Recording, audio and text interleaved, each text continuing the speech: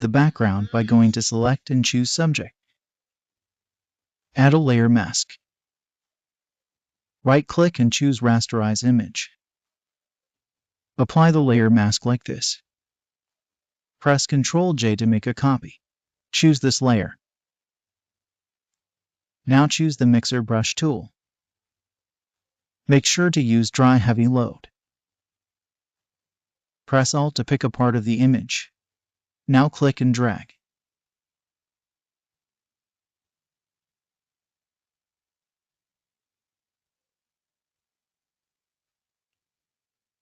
Add a new layer here. Hold Alt and click here to create a clipping mask. Make sure the foreground color is black. Choose the Brush tool.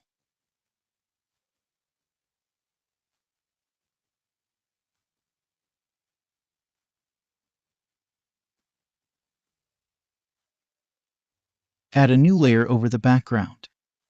Set the foreground color to white.